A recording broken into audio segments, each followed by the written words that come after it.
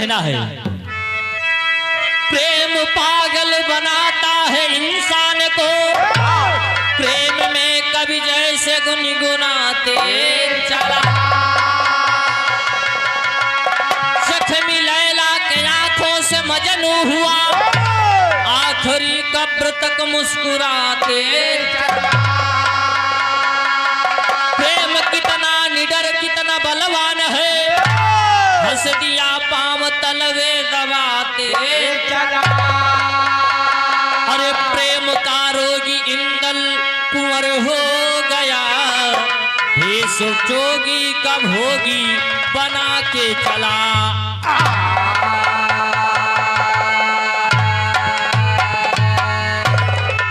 राम न करे केहू से केहू के लगाव हो जाए, उका पावे खातिर आदमी कुछ भी कह सकते है। कहानी महोबा के दरबार से स्टार्ट है। राजकुमार इंदल अपने शयन कक्ष में सोवत बा, रानी सुनवा जाए के इंदल के जगावत बा। घड़ी में टाइम देखत बा 11 बजत बा। इंदल के जगावत बा कि तोहार बाप यो दादा जिंदगी भर लड़ाई करे जौहर करे, और हियां दोपहर होत बा तो वहीं सोते जब इंदल जागत बा तो अपने महतारी से कहत बा कि माई हमार बाप दादा लड़ाई करे तो हमहू के बताई दिया, हम लड़ाई कहाँ जाई। रानी सुनवा बताओ बा कि तू चला जा सिंघल द्वीप। सिंघल द्वीप के राजा श्रीनाग जिनके बिटिया पद्मावती बहुत सुंदर बा, वही का बियह के लेके चलावा, तब हम तुम्हें जानब तू आल्हा के बेटवा हुआ। जब इतनी बात अपने महतारी के बाद इंदल सुनत है तो महतारी के बोली करेजे में गोली के समान लागत बा।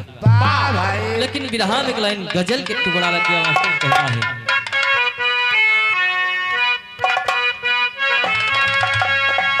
अरे जमाने की दीवार सदा टूटती है, मोहब्बत में मातो हो पानी के आगे, जमाने की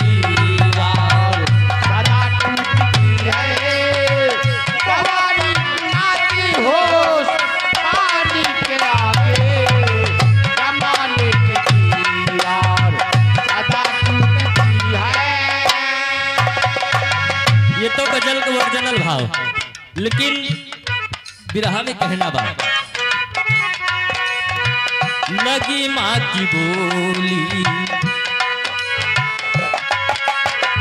लगी माँ की बोली जो सीने में गोली, किसी की जवानी निगाहों में नाचे, लगी माँ की बोली जो सीने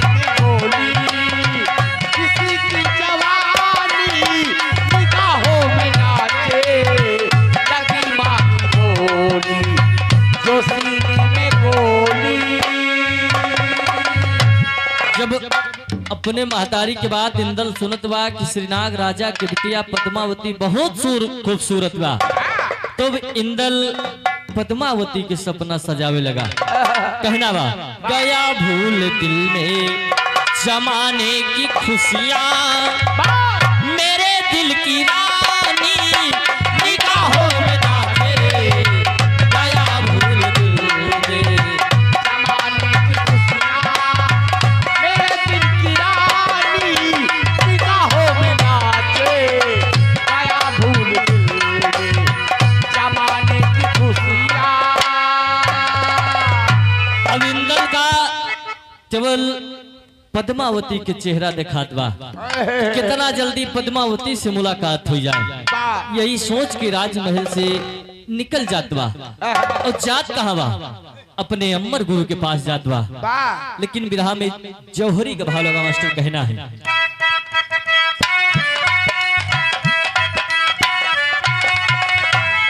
महोबा से चला है इंदल,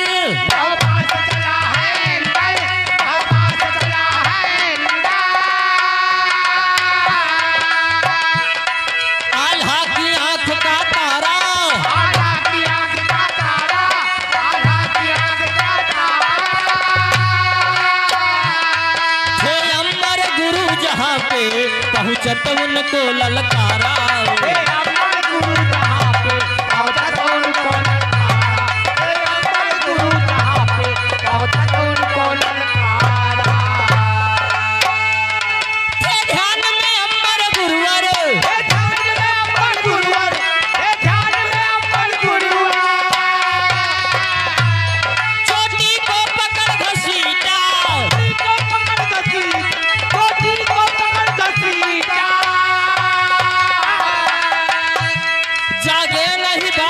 फिर भी ले सोटा हाथ से पीता, जागे नहीं बाबा फिर भी ले सोटा हाथ से पीता, जागे नहीं बाबा फिर भी ले सोटा हाथ से पीता।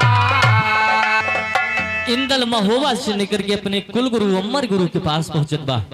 जब अमर गुरु के पास पहुंचत बा तो देखत बा कि गुरु जी तपस्या में एकदम मगन है। पहले गुरु जी का जगावत बा, गुरु जी जागत ना है। बगलिए हुए कुबरिया रखे रहे, कुबरी उठाए गुरु जी के 3-4 कुबरी जमाए दी। लेकिन गुरु जी के आंख ना खुलत बा, जोन जटा बांधे रहे जटा पकड़ के हिलावत बा, लेकिन गुरु जी ना जागत है। इंदल मजबूर होके गुरु जी के कुटिया में रहे लगा। धीरे धीरे समय बीतत बा, लेकिन होत का मास्टर कहना है मजबूर हो गया इंदल, मजबूर हो गया इंदल, मजबूर हो गया इंदल। फिर लगा सींचने बगिया, लगा सींचने बगिया, लगा सींचने बगिया। 6 मास तलक बीता जब बाबा की खुल गई अखिया, बाबा की खुल गई अखिया, जब बाबा की खुल गई अखिया। इंदल मजबूर होके अमर गुरु के कुटिया में रह लगा। धीरे धीरे समय बीतता गया। 6 महीने की समय अवधि बीत गई। 6 महीना बाद अमर गुरु जी ध्यान से उठे थे तो देखे थे कि महोबा का राजकुमार इंदल हमरे कुटिया में बा, सेवा कर रहा है और यहाँ हमारी सेवा करत बा। तुरंत इंदल अमर गुरु के चरण पे लेट जात बा। अमर गुरु कहे लगे कि बेटा तू महोबा राज दरबार छोड़ के यहाँ काहे बदे आवा हो। इंदल सारी बात बताओ बा कि हमार महतारी रानी सुनवा हमें ताना मारे बा। कहे बा कि सिंघल दीप जाय के श्रीनाग राजा के बिटिया का बेह के ले आवा। हम तोहरे पास गुरुजी यही बदे आवा कि हमार मदद करा या हमरे साथ सिंघल दीप चला। अमर गुरु कहे बेटा हम सन्यासी मनई साधु मनई तोहरे साथे लड़ाई करे बदे कैसे चल सकी थे, लेकिन हम तुम्हें 3 चीज दे सकी थे। इंदल कहत बा गुरुजी कौन चीज आयु। अमर गुरु कहता एक सोटा देव, तोमड़ी देव, एक खड़ाऊ देव, और साधु बन जा। और तू सोटा तोमड़ी खड़ाऊ देता हो, इका हम सिंगल दीप में ले जाए का करो। अमर गुरु इंदल से कहता है बेटवा जोन चीजिया हम दीते है बहुत कारा माती चीज बा, ओहिमा तीनों में बड़ी खूबी बा। ई जोन खड़ाऊ बा इका अगर गोड़े में पहिल लेबा, हमार नाव ले लेबा, जहाँ के कामना तू मन में सोच लेबा कि हमें वही जगह ही जाए के बा, तो तुम्हें खड़ाऊ हुआ पलक हांजत भरे में तुम्हें पहुँचाए दे। तो खड़ाऊ के खूबी बा। और जोन सोटा तोमड़ी बा अगर तुम्हें हुआ मार करे के पड़े तो तू अपना ना नड़िया हमार नाव लेके इनका आदेश दे देबा तोहार संती है सिंघल दीप माँ। जब इतनी बात इंदल सुनत बा तो कहिस गुरुजी ये तो बहुत अच्छी बात बा, तीनों चीज हमें दे दिया। लेकिन गुरुजी कहता है कि राजसी वस्त्र पहर के अगर सोटा तोमड़ी खड़ाऊ पहर के जाबत सब ही जान जाए कि साधु ना है। यही कारण से तू अब जोगी के भेष धारण कैला। अमर गुरु यही पे इंदल के भेष बदलत है। बिरहा में तेरी का भाव क्या कहना है। हरे मोर राम बदली के आपन बाना चले, हरे मोर राम बदली के आपन बाना चले, रामा रामा बदल के आपन बाना चले, रामा रामा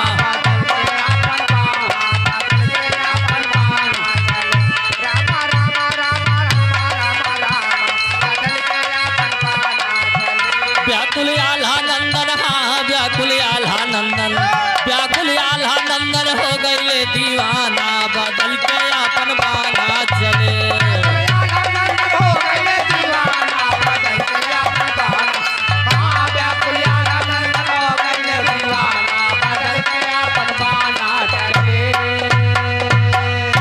तुरंत अमर गुरु इंदल के भेष जोगी के बना देते हैं।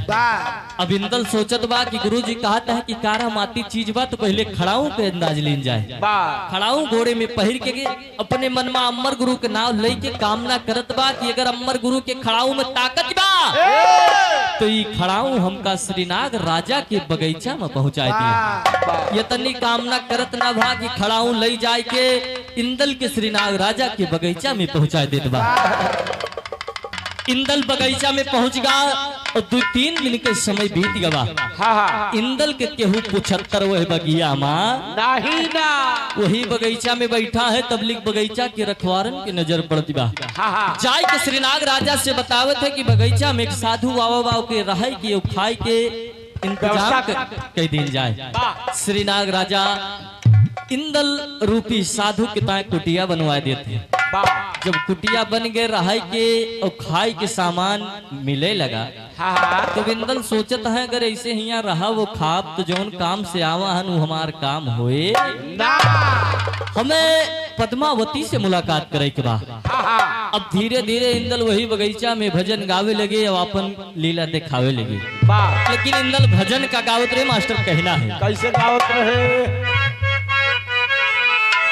हरे जही दिन आए बलम के घर से फरमानवा हो सुगनवा जाना पड़ी है गवनवा।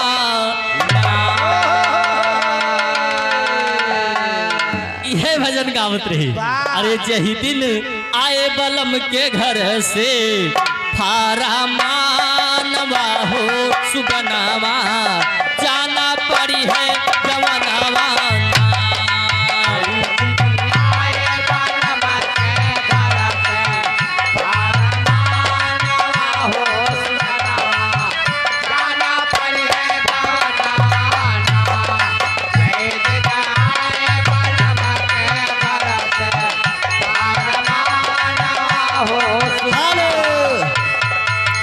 रामशीष गौतम करेरू की माटी से 20 रुपए की सम्मान। जब ऐसे भजन के आवाज सुने लागे जितना रखवार रहे सब आए बाबा लगे बैठ गए। बाबा अगले बंद में गावत है लेकिन गावत का है हीरा तन ईदी है गवाई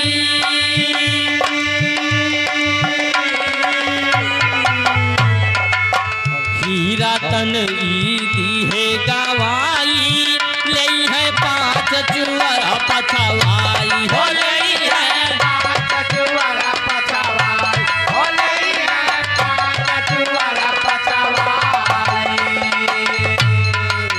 माया मोह में फंस के बाते भारी मानवा हो सुगनवा जाना पड़ी है गवनवा।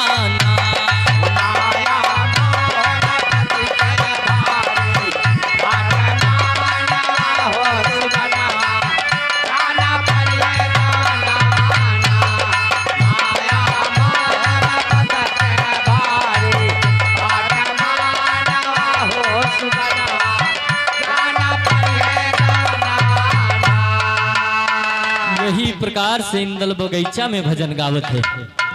तबलीग उहे मां से एक रखवार कहत बा कि बाबा हाथों को बात देखत हो बस केवल ये भजनिए गावत हो हाथ देखत बाबा। बस इंदल कहे मौका मिल गया बस अपन काम बना लिया। इंदल कहे बच्चा बिल्कुल हाथ देखी थे। पूरे नगर में खबर फैल गई। पूरे गांव भरे भाई का भाई बाबा हाथ गोड़ देखा। केवल हाथ गोड़ना है हमने गोड़ो देखा था। देखिए देखिए पूरे नगर में खबर फैल गई कि जौन बगीचा मेरा साधु आवा बा बहुत पहुंचा हुआ संत और का बहुत पहुंचा है भाई। हाथ देख के भविष्य बताए दिए थे। और सही है। जब ये बात श्रीनाग राजा की बिटिया पद्मावती सुनत बा तो सोचत बा कि चलो बाबा से मिलके आवा जाए। बाबा से मिलके आवा जाए उनसे पूछा जाए हाथ दिखावा जाए कि हमार बियाह और क्या करे साथे हुई।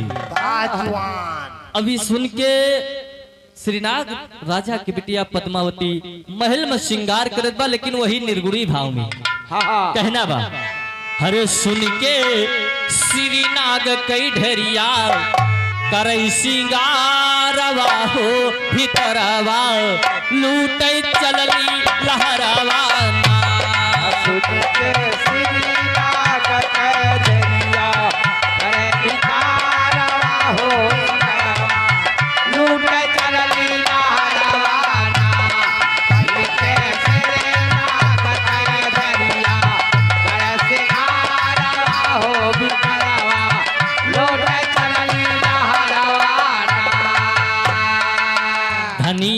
गुहेली दोहरी चोटी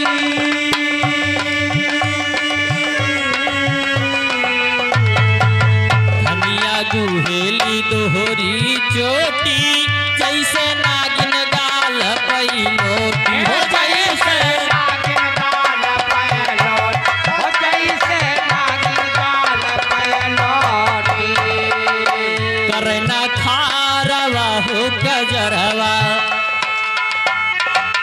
करना खारवा हो गजरवा लूट चलली महारवाना करना खारवा हो गजरवा लूट चलली महारवाना।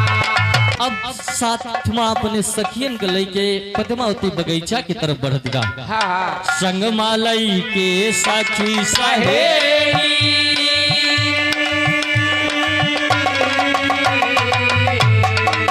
संग मालई के सखी सहेली बगिया पहुंची है अलबेली हो बगिया पहुंची है अलबेली बगिया पहुंची है अलबेली गम के समन सुमन के बिचवा गम के सुमन चमन के बिचवा दुल्हा जारवा हो भंवरवा लूट चलली लहरवाना चमन चमन के बिचवा दुल्हा जारवा हो भंवरवा लूट चलली लहरवाना।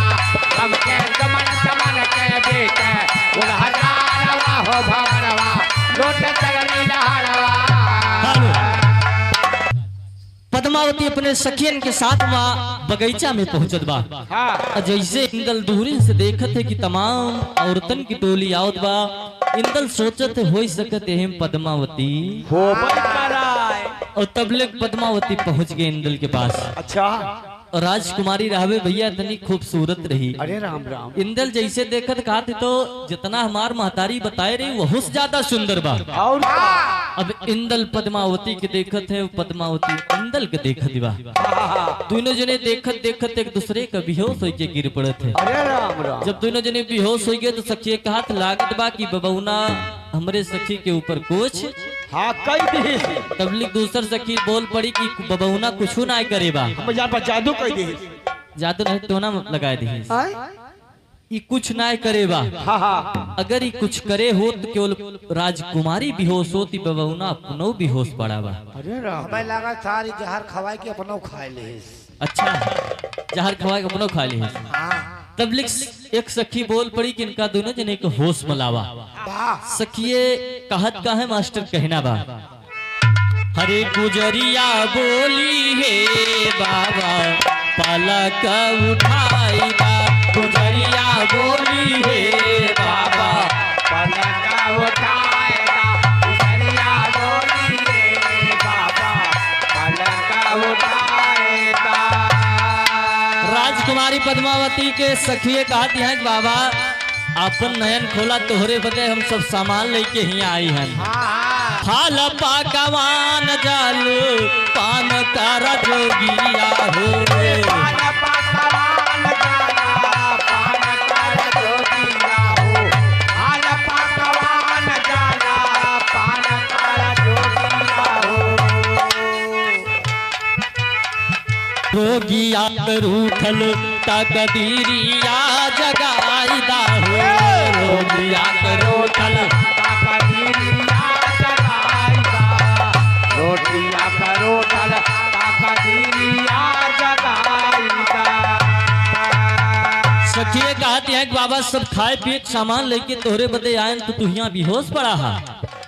कहना बा अरे तू हरे करनवा अइली छोड़ी के भवानवा तोहरे करनवा आईली छोड़ के भवाना तोहरे करनवा आईली छोड़ के लगनिया लगनिया हमारे मनवा के बोल के पुराइदा लगनिया हमारे मनवा के बोल के पुराएगा लगनिया हमारे मानवा के बोल के पुराएगा। सखी कहती हैं कि बाबा हमार सखी बहुत परेशान बा। राजकुमारी तोरे पास हाथ दिखावे बदे आई रही और तू खुदे भी होश आ कमली के पानी के छिट्टा उट्टा मार के दोनों जने का होश मलावा जाता। जब राजकुमारी होश में आवत बा तो जब इंदल के देखत बा तो देखते ही रह जाती बा। अरे बाप अब सोचत बा कि अगर यही बबौना से मार ब्याह हो जात तो बहुत सुंदर बात रही। राजकुमारी कहा दिबा लेकिन बिरहा में भाव लकेल फिल्म पाकीजा से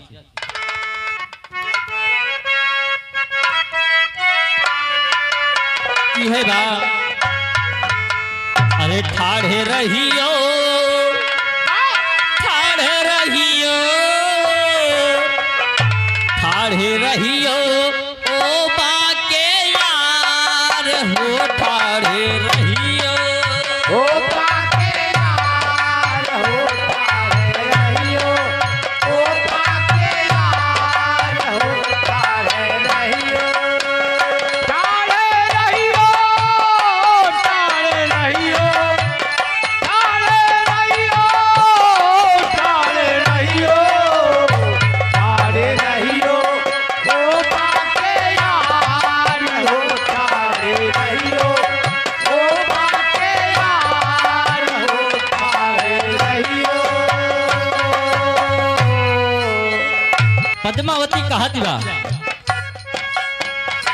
काहे मारे काहे मारे काहे मारे काहे मारे नयनवा के पान हो काहे मारे नवा के पान हो काहे मारे नवा के पान हो काहे मारे काहे मारे काहे मारे काहे मारे काहे मारे नवा के पान हो काहे मारे नवा के पान हो काहे मारे। पद्मावती अपने मन में सोच दिबा कि हे बाबा तू इतना सुंदर है हाँ हाँ तुहे हम अपने मन ही मन में अपन दुल्हा मान ले हैं। पद्मावती अपने मन में सोचत बा लेकिन और का सोचत बा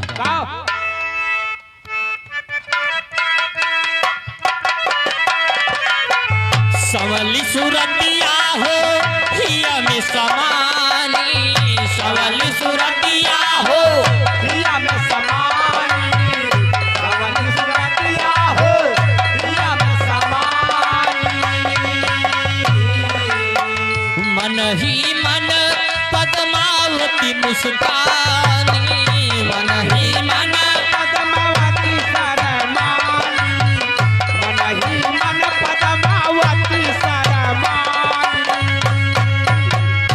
बाक जोगियो बाक जोगियो न ले ली ना जान हो काहे मारे नगरिया के पान हो काहे मारे नवा के पान हो काहे मारे नवा के पान हो काहे मारे। पद्मावती अपने मनहीन मन में सुस्तिन बा कि तब लिखे एक सखी पद्मावती के हाथ इंदल के हाथ में दे देत बा कहत बा कि बाबा हमरे सहेली के हाथ के रेखा देख के बतावा कि इनके शादी कब हुई और केकरे साथ हुई। इंदल कहता है मौका बहुत बढ़िया बा ठिकानी थोड़ा देर ऐसे हाथे पे नजर रखे नहीं तो कहत है कि तोरे सखी के हाथे के रेखा बतावत बा कि इनके भी आ हे भैया उधर उधर शरबत पियाओ भाई डिस्टर्ब होता है। एक तो बहुत कम सुने वाले हैं कम ना कहो एक तो ज्यादा सुने वाले हैं कहो हाँ एक तो ज्यादा सुने वाले हैं दूसरे वही खर मचाए आओ इंदल कहत बा वाह कि पद्मावती के हाथ की रेखाएं बता रही हैं कि इनके शादी महोबा के आला उन्हीं की बेटवा इंदल के साथ हुई।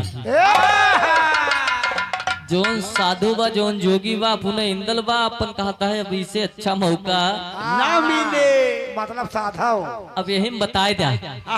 राजकुमारी हाथ दिखाई के राजमहल वापस लौट गए। वाह अब इंदल जब से राजकुमारी के देख ले है ना, उनके रात में नींद लागत बा न खाना पीना निक लागत बा। अब इंदल सोचत है कि राजकुमारी से मुलाकात कैसे हो। वाह रात के समय वह राजकुमारी अपने अंटा पे सोत बा। कह दो आराम से बैठिए फिर अंडा भाई। हाँ नहीं बचते थोड़ी तो। राजकुमारी रात के समय वह अपने अंटा पे सोत बा। वाह भैया अंडा नहीं तो खोपड़ी पे कह दो आराम से बैठिए फिर। छत के ऊपर सोत बा। यस कहा तो कहता। अब इंदल रात के 12 बजे रानी पद्मावती के छत के ऊपर पहुंचत है। वही खड़ाऊ के गोड़े में डाल के अमर गुरु के नाम लेके कहते हैं कि खड़ाऊ हमें पद्मावती के पास पहुंचा दिन जाए। इंदल का खड़ाऊ पद्मावती के पास पहुंचावत बा, तबले पद्मावती जागत रहे। जैसे इंदल का देखत बा कहत सोचत बा कि बबौना रतिया हमरे लगा का करे आवत बा। काहे बदे आवत बा इके पता लगावे बा। अब पद्मावती जोन चुनरी ले रही उका मोहे पे बने छोड़ दी है और सोवे के नाटक करे लगी। हाँ जाने सोई गए। अब बिरहा में तेरी गुड़ान में कहना है। रात अंधेरी इंदल पहुंचे अंटा ऊपर जाई। अरे जागत रही है पद्मावती पलक ली झपकाई हो। बदल के आपन बाना चले। जोगिया कहाँ आए बाबा ये का यजमाना, बदल के आपन बाना चले। कहा आए बाबा एक जमाना बदल के आपन बाना। आज मैं कहा आए बाबा एक जमाना बदल के आपन बाना चले। पद्मावती जागत बा केवल सोवे के नाटक करे बा, उका पता लगाओ बा कि साधु हमारे पास काहे बदे आओ बा। इंदल पद्मावती को जगावत है लेकिन जागत ना। वही रात के इंदल फिर से वापस बगीचा चले गए। 2-3 दिन ऐसे आवत है लेकिन पद्मावती जागत ना बा। अब एक दिन लेटी बा तबलीग इंदल पद्मावती के वही पलंग के ऊपर बैठ के जगावत है लेकिन बिरहा में भाव लगे। कहे मतलब ये रोज जाता है। हाँ भैया जब तक जागे तब तक जाई हैं। अच्छा लेकिन बिरहा में भाव लगे कहना बा।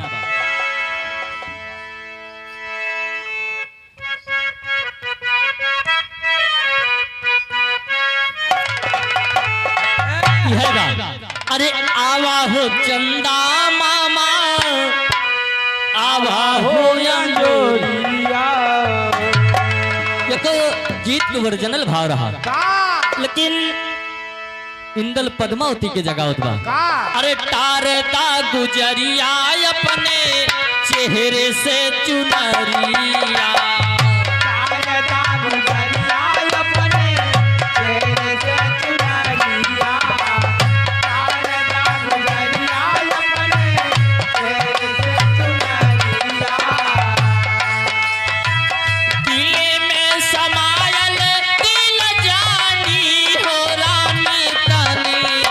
सके निहारता दिल में समायल दिल जानी हो रानी तनी हंस के निहारता।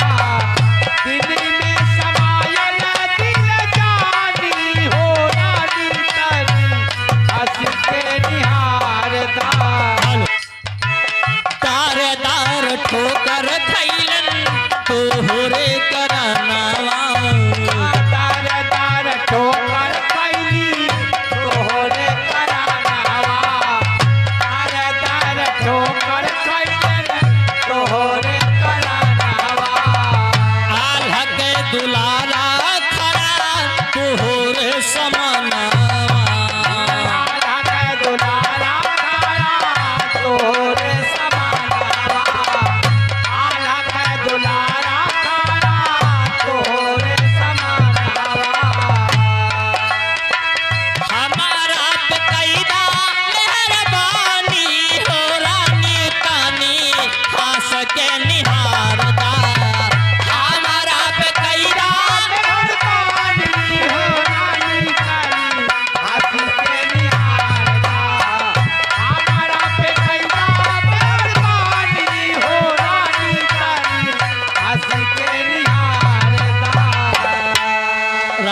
राजकुमार इंदल पद्मावती के जगावत बा बतावत बा कि तोहरन खातिर हम अपन महोबा नगर छोड़ के आवा है। और का हम महोबा के आल्हा के बेटवा इंदल हुई राजकुमार है न महू। और का तब वही, वही। राजकुमारी सुनत बा काजबा है जोगिया के देखा। और अब वही अपने बताइस की तोहार ब्याह इंदल के साथ हुए महोबा राजकुमार है। वाह ये अब अपने आप को बतावत बा कि राजकुमार इंदल हम ही हुई। और का लेकिन पद्मावती भाई कुछ भी बोलत ना बा। पूरी रात बीत जाती बा। कहना बा बीत गईली रात नाही जागी सुकुमारी। बीत गई रात नहीं जागे सुकुमारी।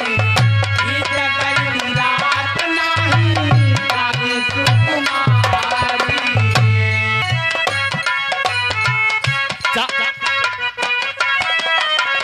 जागी सुकुमारी।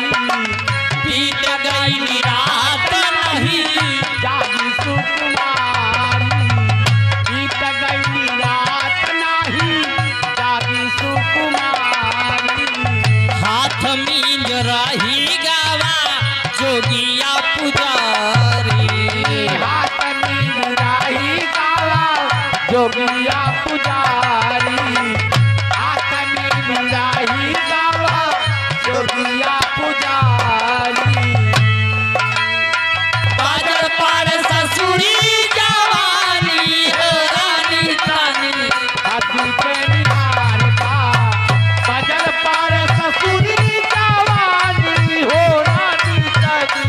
हंसी के निहार दा राजकुमारी पद्मावती जागत नायना सवेर होगा। इंदल फिर अपने वतन को वापस लौट के वही कुटियम पहुंच गए। वाह अगले दिन फिर आवत है पलंग पे जैसे बैठे थे तुरंत पद्मावती हाथ पकड़ ली। हाँ पर्दा हटा दी। चुनरी सर से हटा के हाथ पकड़ ली इंदल के। वाह कैसे बाबा दिन भर तू हाथ देखा थे वाह कुटिया कुटिया माँ ये रतिया का करे आवत है। या गोड़ गोड़ देखे वहाँ वो नहीं तार मूड पर रहा वहाँ वहाँ हाथ देखा था गोड़ देखा। अब जैसे पद्मावती बाबा कलाई पकड़ी बाबा थर थर थर थर कांपे लगी। अरे राम राम सोचता है कि अगर राजकुमारी को हाथ लगाए दिल तो सिंघल दी तबले इंदल कापत है कि सिंघल दीप बा हिया जादू कुमार होत है। हाँ हाँ अगर पकड़ गए हाँ तो भेड़े और बकरी बनाए के बाद वाह इंदल थर थर थर थर कांपत है। वो पद्मावती से बतावत है कि हम कौनो जोगी ना हुई हाँ हाँ कहना बा। लेकिन ओकरे पहले भी तर्ज ला के मास्टर कहना बा अरे मैं पतरी मोरा पियावा पत्रकार रे सजनी। अरे रे सजनी जैसे लोटावा कै डोरिया रे सजनी। लौटावा का डोरिया रे सजनी। जैसे लौटावा का डोरिया रे सजनी। अरे रे सजनी जैसे लौटावा का डोरिया रे सजनी। जैसे लौटावा का डोरिया रे सजनी। जैसे लौटावा का डोरिया रे सजनी। ये तो ओरिजिनल भाव लेकिन इंदल कहत बा थर थर कांपे लागल जोगिया हम तो वही इश्क के रोगिया कि रे सजनी। आल्हा इंदल कैला लानावा रे सजनी।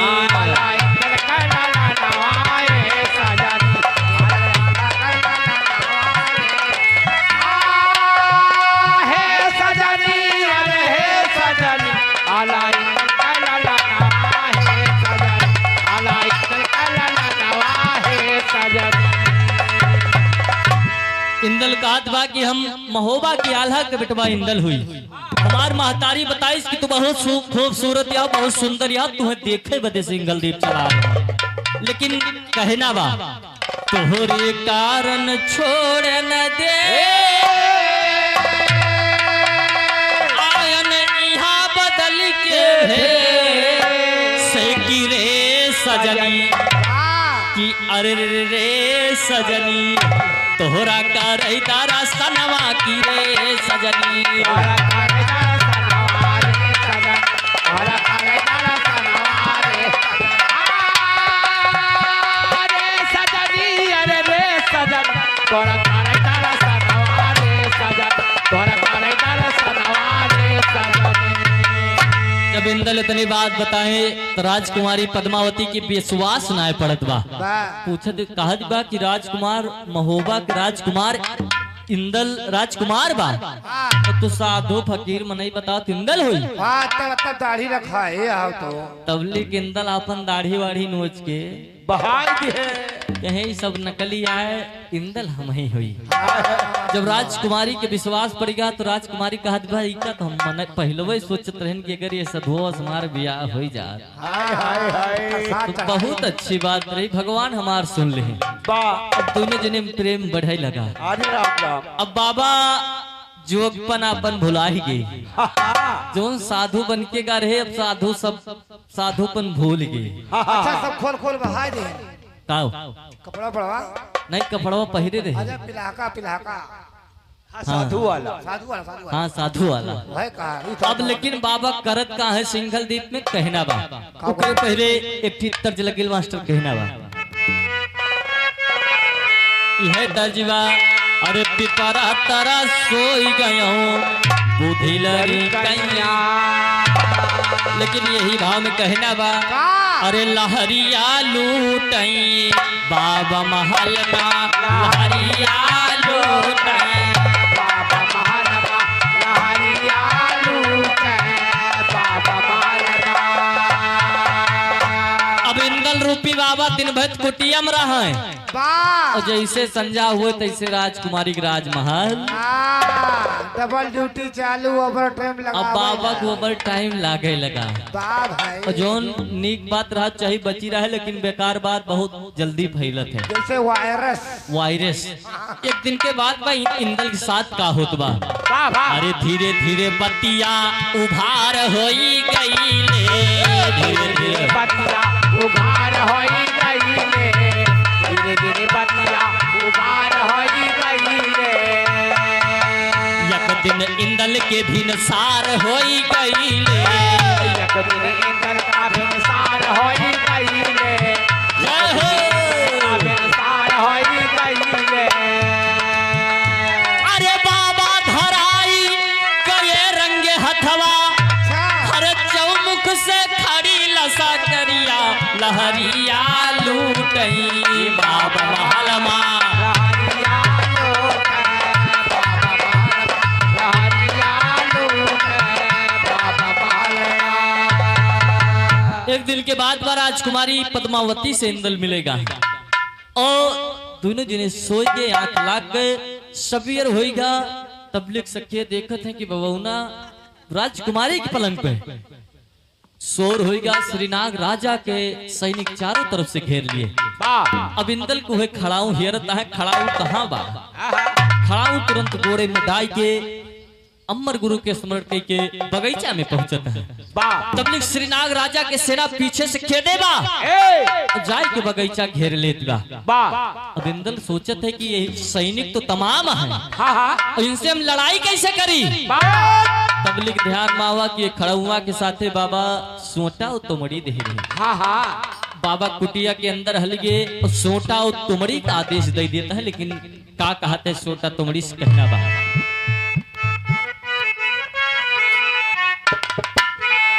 अरे अमर गुरु के सोटा तुम्हारी आपन कला दिखावई तगड़ी तुमड़ी तो बजावे घूम घूम आउ सतवा पीटे पटक पटा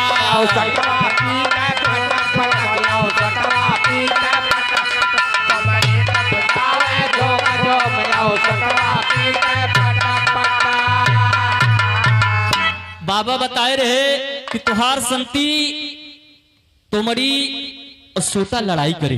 बाबा कुटिया हलगे आदेश दे दे कि अमर गुरु के अगर सोटा और तुमड़ी माँ ताकत बा को हमार संती जाए के वीरन से लड़ाई करा इतना आदेश इंदल के जैसे बहा तैसे सोटा तुमड़ी अपन कला दिखाओ चालू कर दिया तुमड़ी रहा इसे घूमत घूमत जाए नहीं जो उन्हें बीरन के मुँह पे लागी जाती रही उल्ट जाए तो उल्ट जाए तो दोबारा उठ ना पावत रही और जो उठ के खड़ा हुए बस वही सोटा पीछे से भर बाबा वही कुटियम से निकर के देखत है आए वही मुहारब खड़ा हो गई अब सोचत है कि तो गजब कला अपन दिखाई बा कहना बा अरे बाबा खड़ा है सही झोपड़िया माँ अरे बाबा खड़ा है सही झोपड़िया माँ पी रहे फंस गया न तो मरिया माँ झोपड़िया माँ पी रहे फंस गया तो मरिया बाबा खड़ा है सही झोपड़िया माँ पी रहे फंस गया तो मरिया श्रीनाग राजा का जितना सैनिक रहे वही इंदल के बातें छोड़ दे वही सोटा और तोमड़ी में बेचारे फंस गए बागत बाबा के सब भुलाई गए कि के गा रहा हुआ राजमहल तब लिख वीरे भाग के श्रीनाग राजा के पास पहुंच गए बतावत कि महाराज उस साधु कोनो मामूली संत नाय बा बहुत पहुंचा हुआ संत बा श्रीनाग राजा जब इतनी बात सुनते थे तो सोचे थे कि इंदल के साथ छल करो तब भाई इनसे फर्ज हो वो राजा श्रीनाग इंदल के पास आए के गोड़े पे फाट पड़े थे महाराज हमसे गलती हुई है अब दोनों जने मित्रता हुई के आना जाना लगाया एक दिन श्रीनाग राजा मौका पाके इंदल के साथ दगा कर दी लेकिन करत का मास्टर श्रीनाग इंदल से मिलके दगा कर दिए भारी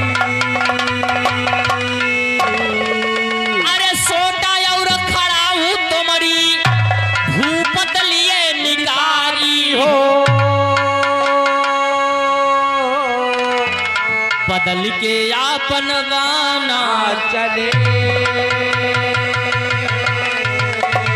इंदल कैद हो गए सिवय बंदी खाना बदल के आपन गाना चले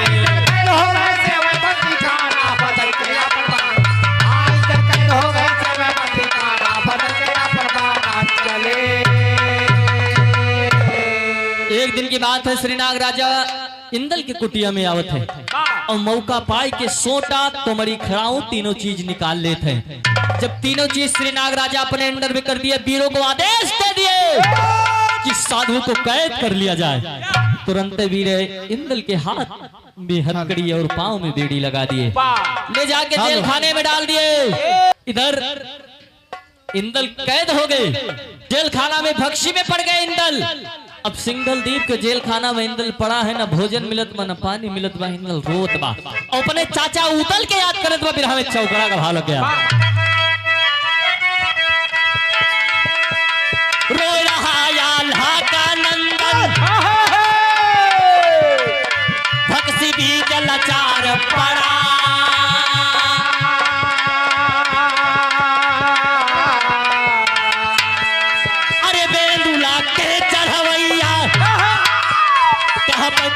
बीमार पड़ा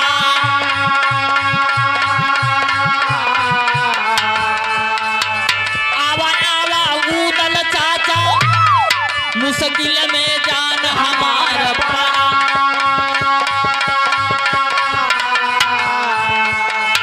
इंदल तोहरी रही आता कहीं इंदल तोहरी रही आता कहीं अब सात समुंदर पार पड़ा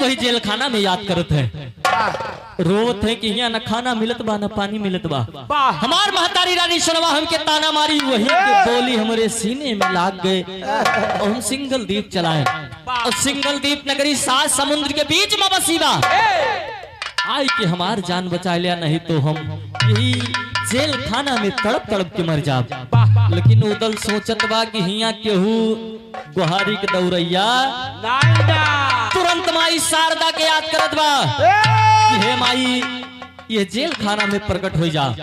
जब माई शारदा प्रकट होते तो इंदल कहत बा कि माई चाय के हमरे नगर महोबा हमरे महतारी रानी सुनवा के पूरी हकीकत बताए दे, सपना दिखाए जा। और अगर तू ना जाबू तो हमारे चाचा का जानती हो। अगर जाने पाएगे कि इंदल तोहार आवाहन करे रहा और तू कोई बात ना माने, तोहार मंदिर जितना ऊंच बा उतने वो धरती में नीचे समाज जे ऐसा ही हमार बात मान लिया, हमार संदेशा जाए के महोबा पहुंचा दिया। जब इतनी बात इंदल के माई शारदा सुनत है तो रानी सुनवा रात के समय अपने सेज पे सोवत बा।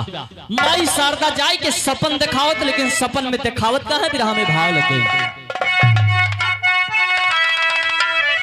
यह बा अरे आयल पसंद उड़े लगा रती हो मोरी दहिया भाई। ये तो गीत के ओरिजिनल भाव, लेकिन माई शारदा सपन में दिखावत है। अरे सजिया पे सोवे रानी, अरे सजिया पे सोवे सोना रानी आंगना हो तड़पई जड़े में सुगाना माते कैसा बना हो तड़पई पिंजरे में सुगाना कैसा बना हो तड़पे पिंजरे में सुगाना। सपन देखा था कि पिंजड़े में तोता कैद बा छटपटात बा। रानी सुनवा तुरंत समझ गए कि हमार बेटवा सिंघल दीप गरहा मुसीबत में बा।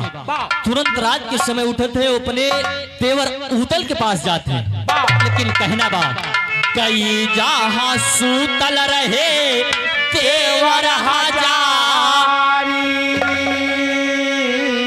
लगली जगावे रनिया पैठ गोड़वा।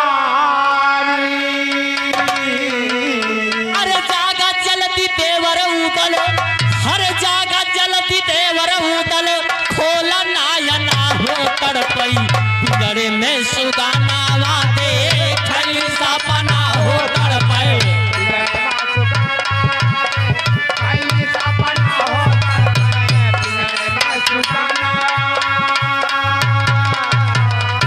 रानी सुनमा उदल के पास पहुंचत बा। उदल के जगावत बा, सपने के सारी हकीकत उदल से बतावत बा। उदल तुरंत रात में उठ के अपने भाई आल्हा के पास पहुंचत है और आल्हा रोए रोए अपने सारी हकीकत बतावत है। आल्हा रोए लगे, दोनों भाई रोवत थे, तबले उदल अपने भाई आल्हा का गले से लगाए ले और बात बोले थे पहापट के भाव में कहना है।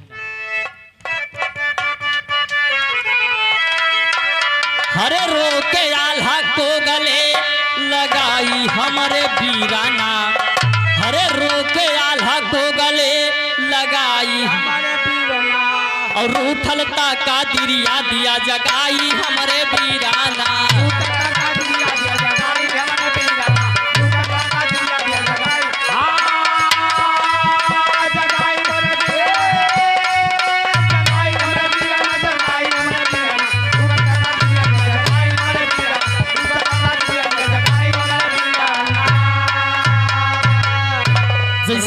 हेलो, रामचंद्र यादव गंगापुर के धरती से 20 रुपए का पुरस्कार है, लाख लाख धन्यवाद है। जैसे उदल आल्हा का गले लगावत है, आल्हा रोए रोए कहा थे कि महोबा का एक ही चिराग इंदल है, उसको बचा लो। तबले आल्हा का करत है, पाँव पकड़ के उदल बोले भैया यार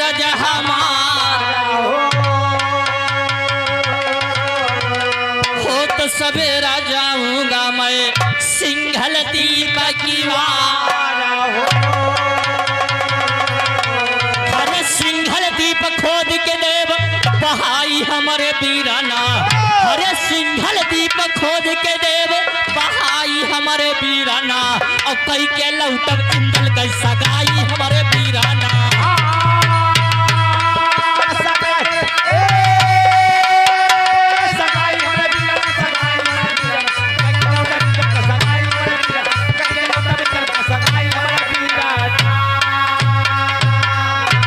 इधर इंदल उदल कहा था कि जब तक हम इंदल के ब्याह न कैले तब तक सिंगल द्वीप से वापस लौट के आल्हा कहा था कि भैया हुआ जादू के मार होता खेल न जाया। अपने साथी मलखान लाखन चाचा सैयद अमर गुरु को लेके तो जाया। उदल तड़प के बोले थे लेकिन बिरहा में आल्हा का भाव लग गया। बनारसी आल्हा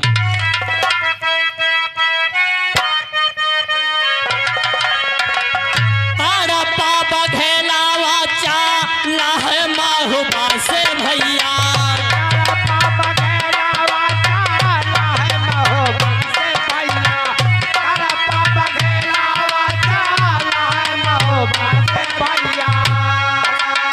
सतावा मडेवा मलखा लाखन भैया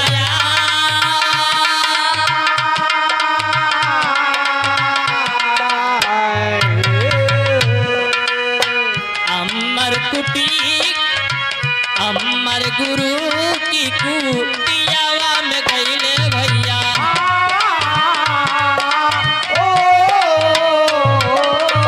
बहुआ पकड़ी छोड़ी रवे भोका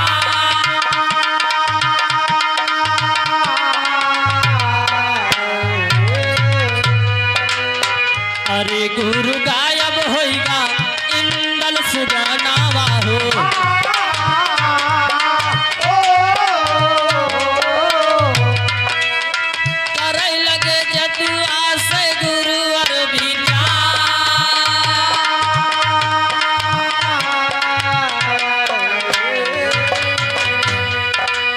बेबा मलखान सैयद उदल चारों लोग अमर गुरु के पास पहुंचे थे। जब अमर गुरु के पास पहुंचे थे तो देखे थे कि गुरु जी तपस्या में मगन है। जैसे चारों जने का देखे थे अमर गुरु उठ के आवत थे तब उदल गुरु जी के पांव पे फाट पड़े थे। सारी हकीकत बतावत है कि महोबा से इंदल गायब बा। गुरु जी जादू से विचार करके बतावत कि इंदल सिंघल द्वीप का रहा वही फंसा बा कैद हो गवा। जब इतनी बात उदल सुनत थे तो कहते कि गुरु जी इंदल का कैसे छुड़ावा जाए। गुरु जी बतावत है कि चले के परे तोरे चारों जने के साथ हम चलब लेकिन हुआ राजसी वस्त्र पहिर के ना चले के बा। साधु के भेष बनाए लिया गुदरी पहन लिया और गुदरी के बीच में तलवार कैसे हुआ जादू के मार हो अगर पहले जान जाइए तो सब भेड़ा बकरी बना दी है कौनो मतलब न निकरे। अब पांचों जने साधु के भेष बनाए के सिंघल द्वीप पहुंच गए। गुरुजी बताओ तो पहले नगर के भ्रमण कर लिया कि कौनी कहीं भागे के बाद मार के नहीं पता लगे मार के भागो आगे सब पकड़ लिए तो बहुत फिर मुश्किल है बच के निकलम मुश्किल बा। अब पांचों सदुए सिंघल द्वीप नगर के भ्रमण करत है अलख जगावत है भजन गावत है लेकिन भजन का गावत मास्टर कहना है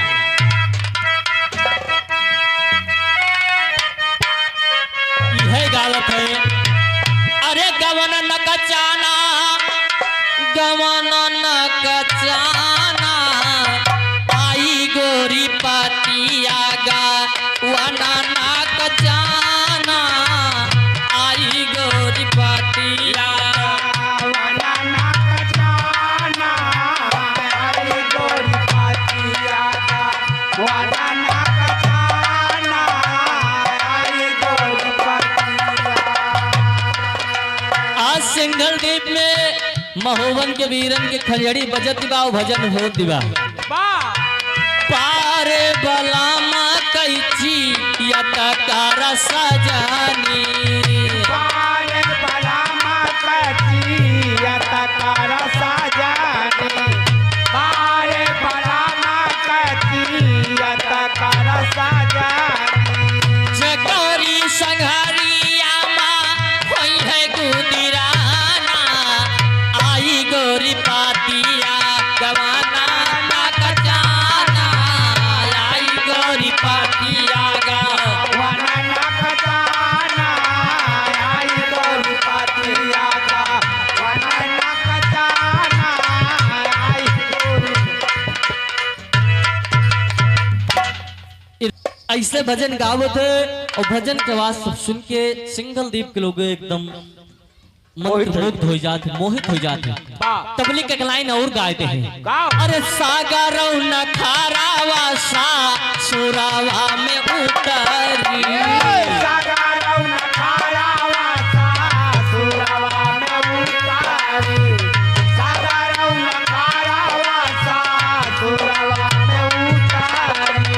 पियावा के आगे नहीं चली है बहाना, आई गोरी पाती आगा वाना ना कचाना, आई गोरी पाती आगा।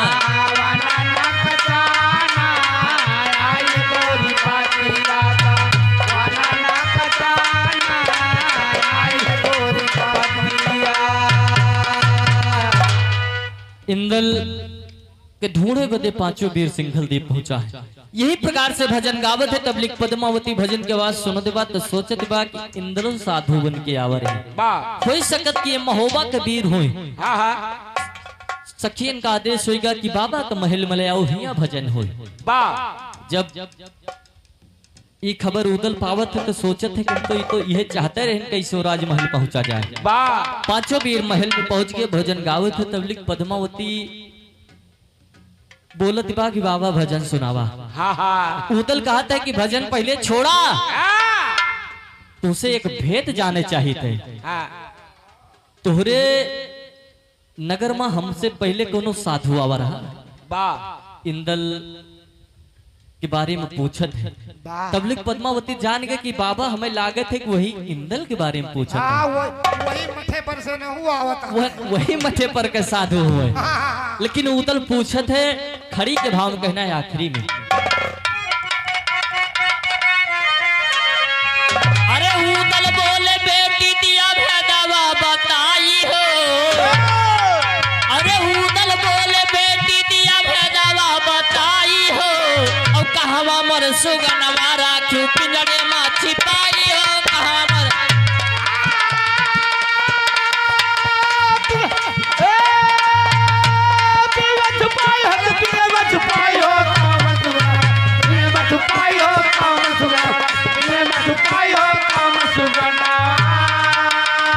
हेलो।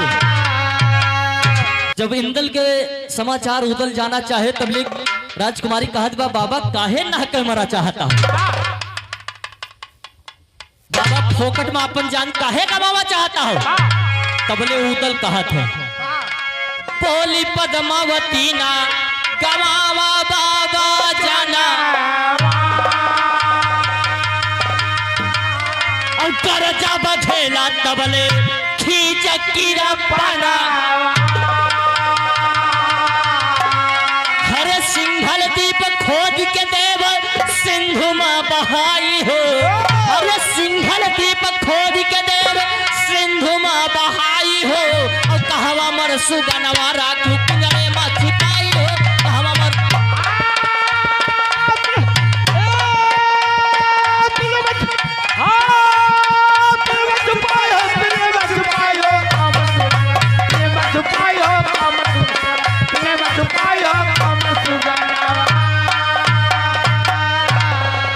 जबले जैसे पद्मावती कही बाबा काहे ना के मरता हो, तबले पांचों वीर वही गुदर इस तलवार खींच खींच खड़ा हो गए कि हमें कोनो साधु जोगी न जानियो, हम वही इंदल के चाचा उदल हुई महोबा वाला। जब वो पद्मावती अपने सामने उदल के देखत बा तो सारी हकीकत बता दे दवा। अमर गुरु आदेश दे दिए कि इंदल को निकाल के ले आओ भक्सी से, जेल खाने से, और इधर पद्मावती से सोटा खड़ाऊ तुम्हारी तीनों चीज ले लेते हैं। आखिरी में का होत बा कहना बा, सोटा और खड़ाऊ तुम्हारी अमर गुरु मंगाए, भक्सी से जाके इंदल को पघऊ दल लई आए, हर श्रीनाग को बांध के लिहले पौआ पूजाई हो, हर श्रीनाग को बांध के लिहले पौआ पूजाई हो, और कहवा मोर सुगनवा राखू पिंजरे में छिपाई हो, कहवा मोर सुगनवा। इंदल का उदल और मलखान दोनों जने भक्सी के लेके आए थे। जे उदल एकदम बेहोश पड़ा बा मूर्छित अवस्था में, उदल कांधे पे लाद के लेके भागा है। तब सिपाही खेदे लगे कि ये सधुआ का दूसर साधु लेके भागा बा। वीरे पहुंचे तो श्रीनाग राजा हाथी पे सवार होके आवत है। आदेश दे दिया अमर गुरु, तुमरी और छोटा को आदेश हो गया, वीरन से लड़ाई होने लगी।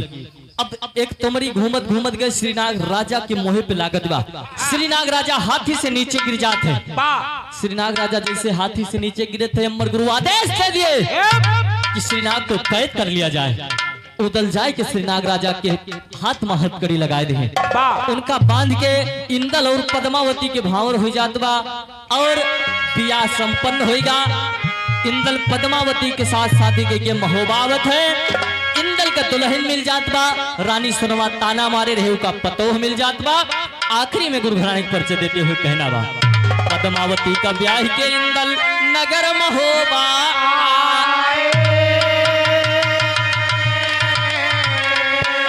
अरे जय गुरु सीताराम श्याम माधव के गीत लहराए हो।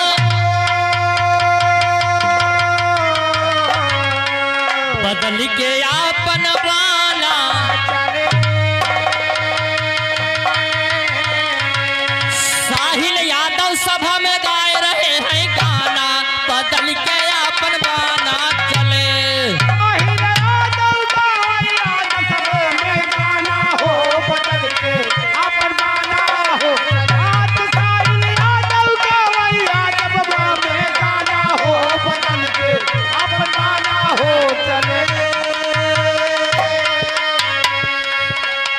नहीं चाहिए दिल दुखाना किसी का, नहीं चाहिए दिल दुखाना।